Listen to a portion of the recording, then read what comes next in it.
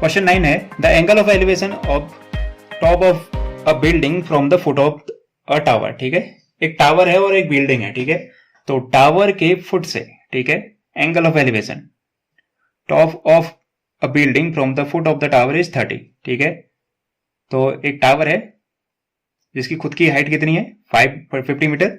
50 metre CD एक tower है जिसकी खुद की हाइट 50 मीटर है। इसके बॉटम से बिल्डिंग के टॉप को देख रहे हैं, तो एंगल ऑफ एलिवेशन हमेशा आपकी जो आंखें होती हैं, यानी लाइन ऑफ साइट जो होती है और ग्राउंड के बीच में जो एंगल होता है उसको कहते हैं। तो एंगल ऑफ एलिवेशन 30 डिग्री बन रहा है टावर के टॉप को देख, बिल्डिंग के टॉप को देखने पे, टावर के बॉटम से बिल्डिंग के टॉप को देख रहे हैं, 30 डिग्री का एंगल ऑफ एलिवेशन बन रहा है। ऐसे ही angle of elevation top of the tower from the bottom of the building, bottom की बिल्डिंग के बॉटम से आप टॉप, मतलब एक बार इस यहां से इसके बॉटम से बिल्डिंग के टॉप को देख रहे हो, एक बार बिल्डिंग के बॉटम से टावर के टॉप को देख रहे हो, सिंपली, ज्यादा कंफ्यूज होने की जरूरत नहीं है। तो एंगल ऐसे कुछ फॉर्म होगा। ठीक है, टावर ऑटोमेटिकली दिख रहा है बड़ा है, इसलिए एंगल भी क्या होगा, बड़ा होगा।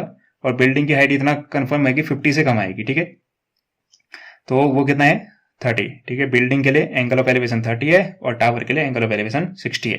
तो हमसे पूछा गया find the height of the building, हमसे बिल्डिंग की हाइट पूछ रहा है। क्लियरली इन दोनों रिजल्ट को देख के, फिगर को देख के आपको क्या पता चल रहा है, दोनों का बेस सेम है कि नहीं, हाँ या ना, दोनों का बेस सेम है, क्लियरली मुझे दिख रहा है। अभी तक हमने जितने पिछले क्वेश्चन किए उस सब में बेस कॉमन आ रहा था। ठीक है, तो अगेन मेरे पास परपेंडिकुलर है, बेस में फाइंड आउट कर सकता हूँ किस ट्रायंगल के लिए, ये जो ट्रायंगल दिख रहा है आपको सी बी बीसीडी ट्रायंगल को अगर आप देखो, इसके परपेंडिकुलर पता है। परपेंडिकुलर क्यों कह रहा हूं मैं इसको, क्योंकि 60 डिग्री के सामने अपोजिट साइड जो होती है वो क्या होती है, परपेंडिकुलर। तो परपेंडिकुलर पता है, बेस आ जाएगा। मैं बेस ही क्यों निकाल रहा हूं, क्योंकि हाइपोटेनस देखो दोनों के लिए अलग अलग है, तो कोई फायदा नहीं है, उसका लिंक ही नहीं बनेगा। लेकिन बेस देखो, जो बेस इसके लिए, इस वाले ट्रायंगल के बीसीडी ट्रायंगल के लिए बेस क्या है, बीडी, और दूसरे वाले ट्रायंगल के लिए बेस क्या है, बीडी। तो रिलेशन बन सकता है। इस वजह से हम क्या लेंगे, कौन सा ट्रिग्नोमेट्रिक रेशियो लेंगे, देखो perpendicular upon base. Perpendicular base किस में आता है, 10 में। तो हम 10 किसकी वैल्यू निकालेंगे, 60 की। किस ट्रायंगल में, ट्रायंगल बी सी डी में। ठीक है, फिर उसका इस्तेमाल ट्रायंगल ए बी डी में करेंगे। ठीक है, तो ये करने वाले हैं। एज्यूम कर लेते हैं, let A B be the building and C D be the tower. Let A B be the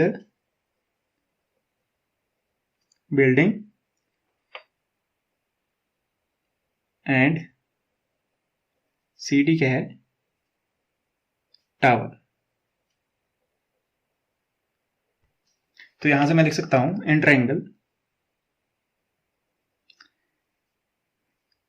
C D B या बी सी डी, जो भी कहना चाहो आप। तो यहां से मैं कौन सा एंगल लिखने वाला हूं, 10, और कौन सा है इस वाले ट्रायंगल के लिए 10 क्या है, 60। 10 60 डिग्री इक्वल टू क्या होगा, परपेंडिकुलर यानी सी डी, बेस यानी B D. Perpendicular upon base, 10 60 की वैल्यू होती है कितनी, √3। तो यहाँ पे आप लिख दोगे √3 is equal to C D हमारे पास गिवन है कितना है 50, और बी डी हम फाइंड आउट करेंगे। बी डी यहाँ जाके √3 से क्या हो जाएगा, मल्टीप्लाई हो जाएगा। क्यों, यहाँ अपॉन में, इधर जाके मल्टीप्लाई होगा इक्वल की दूसरी साइड। तो ये हो गया ऐसा कुछ। तो बी डी की वैल्यू निकालना चाहूंगा तो क्या निकाल सकता हूँ, √3 को भेज देता हूँ इसके नीचे। क्लियरली यहाँ से मैं लिख सकता हूँ क्या, B D is equal to 50√3। इसका इस्तेमाल कहीं ना कहीं यहां होगा। अगेन मैं दूसरे वाले ट्रायंगल में भी क्या निकाल सकता हूं, 10। इस ट्रायंगल में A B D, in triangle A B D, again 10 निकालूंगा क्योंकि मुझे परपेंडिकुलर और बेस का रिलेशन चाहिए, क्योंकि बेस दोनों के लिए कॉमन है। यहां बेस आ गया है तो यहाँ परपेंडिकुलर। ठीक है, और वैसे भी मुझे पूछा गया है बिल्डिंग की हाइट, जो कि क्या है ए बी। तो 10 इस बिल्डिंग के लिए एंगल कितना है 30, तो 10 30 इज इक्वल टू परपेंडिकुलर है A B upon base B D. ठीक है, 10 30 कितना होता है, 10 30 होता है हमारा 1/√3। तो यहाँ पे लिख सकते हैं 1/√3। ए बी तो हम फाइंड आउट कर रहे हैं, और बी डी हमारी आई थी ये। इसको भी लिखते नहीं है, इसको पहले वहां पहुंचाएंगे फिर लिखेंगे। ठीक है, बी डी को रहने दो। अब बी डी को उधर शिफ्ट कर दो, यहाँ अपॉन में उधर जाके क्या हो जाएगा, 1 के साथ मल्टीप्लाई, 1 के साथ कोई भी चीज मल्टीप्लाई होगी वही बन जाती है। तो मैं इसको लिख सकता हूँ बी डी 1 के साथ मल्टीप्लाई हो गया, अपॉन में क्या था √3 is equal to A B. ठीक है, अब यहां से मुझे क्या चाहिए, मुझे ए बी चाहिए, तो ऐसे लिख देते हैं, इसको सीधा करके लिख देते हैं, ए बी इधर लिख देते हैं, इनको इधर लिख देते हैं, तो ये हो जाएगा बी डी अपॉन √3। क्या करें, एक काम करते हैं, बी डी की वैल्यू रखते हैं। बी डी की वैल्यू कितनी आई थी, 50/√3, तो बी डी की जगह आप लिखोगे 50/√3। आगे यहाँ लिखते हैं 50/√3,